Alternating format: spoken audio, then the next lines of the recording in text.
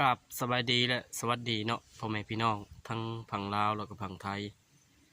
แล้วก็อยู่ต่างประเทศนะพี่น้องเลยมื้อนี้บ่าวลอยสิพาพี่พาน้องเฮาไปตึกปูแล้วก็ตึกหอยพี่น้องยามค่ำยามแรงเนาะว่ามันสิได้หรือบ่ได้ว่ามันสิมานหรือบ่มานพี่น้องเลยปะไปหาแนวอยู่แนวกินนำกันพี่น้องเลยเนาะ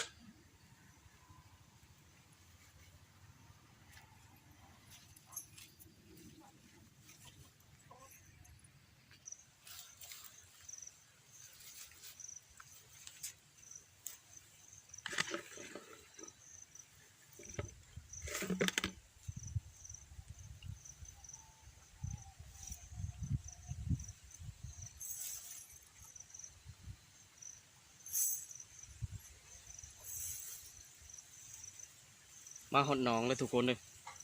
ตอนนี้บ่าวลอยกำลังสิลงไปตึกเนาะน้ำแห้งพี่น้องเลยเพราะว่าคันนามันขาดปีนี้คันนาขาดแต่พอปีน้ำก็เลยแห้งทุกคน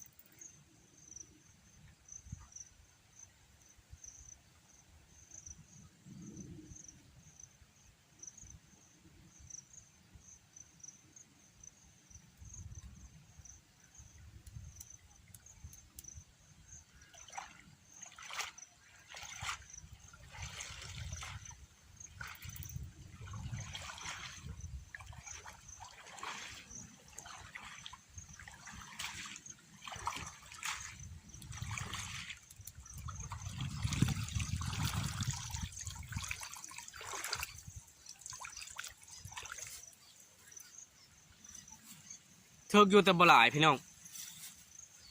นี่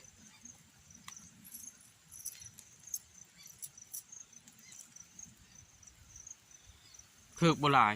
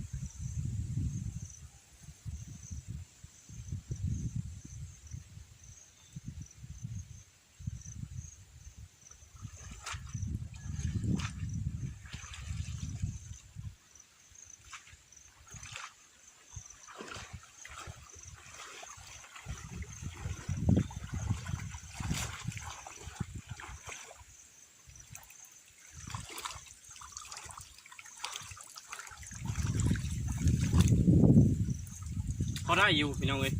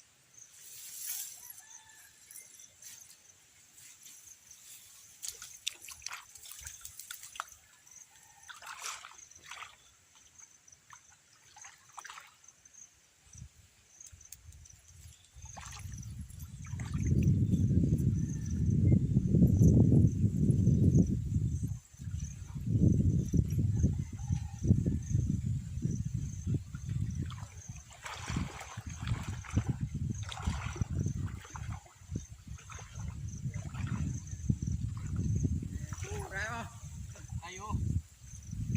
เลี้ยวน้ำเลี้ยวปลาเนาะเราไปเสียสิยันมันขึ้นปลาเขา บอสตึกหอยหาถึงได้เนาะ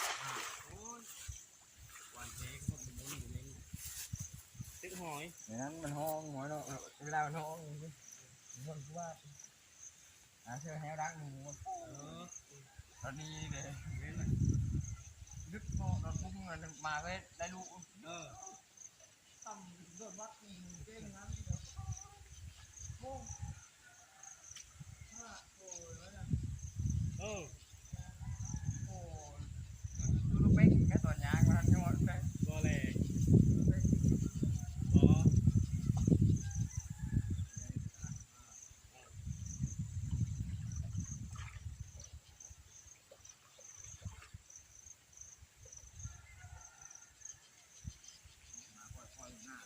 เออ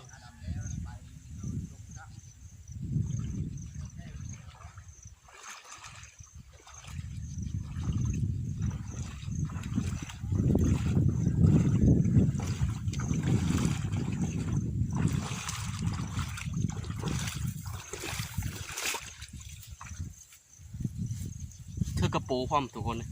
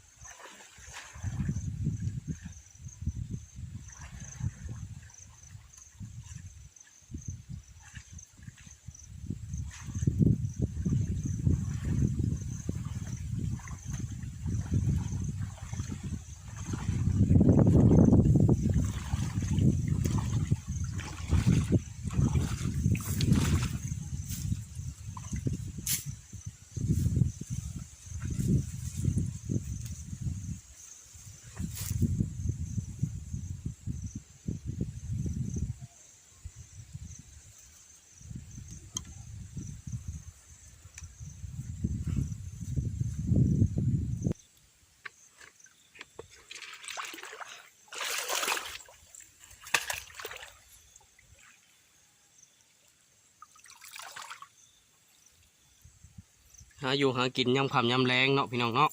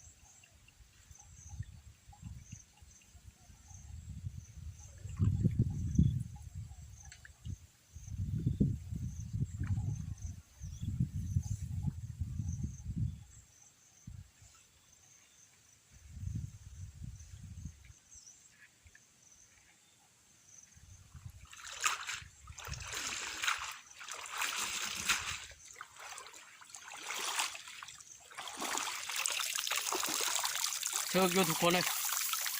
หอย